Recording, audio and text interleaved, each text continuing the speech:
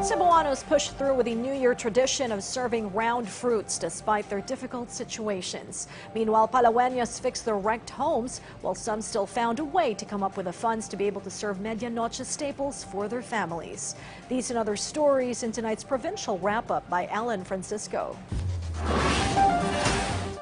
In Palawan, residents of Barangay Bahile in Puerto Princesa City are preoccupied in fixing their wrecked houses instead of preparing for the New Year celebration.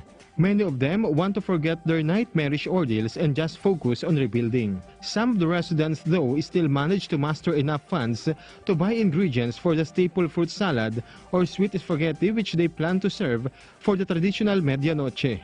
Compared to previous years, the New Year's celebration in this once vibrant town will be more sober, especially with the provincial government opting not to push through with a planned fireworks display.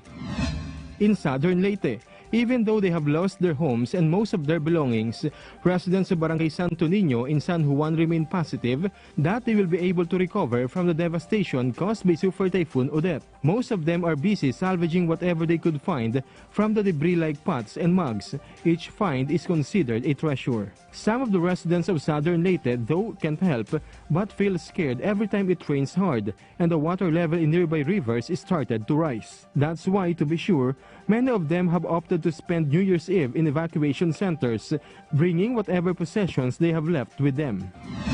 In Cebu, many Cebuanos affected by Super Typhoon Odette are still pushing through with the tradition of serving food for medianoche with whatever resources they could muster. Despite the challenging times, many still went to the market to purchase round fruits in the hope that they have better luck in the coming year. Though some residents still bought firecrackers and fireworks, the sale of these noisemakers has notably been not as profitable.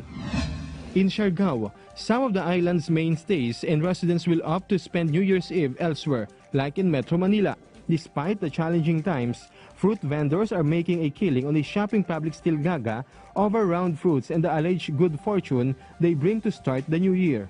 A humanitarian group, Monarch Foundation, observed that psychological counseling is also in order aside from relief assistance, with many still in a state of shock over what happened.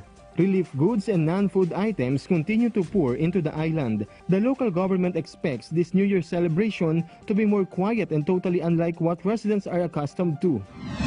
In Bohol, residents and businessmen noticed the night and day difference of the celebration of New Year this year to previous ones due to the effects of Super Typhoon Odette in their area. Meanwhile, power supply returned in some areas. Alan Francisco for The Nation.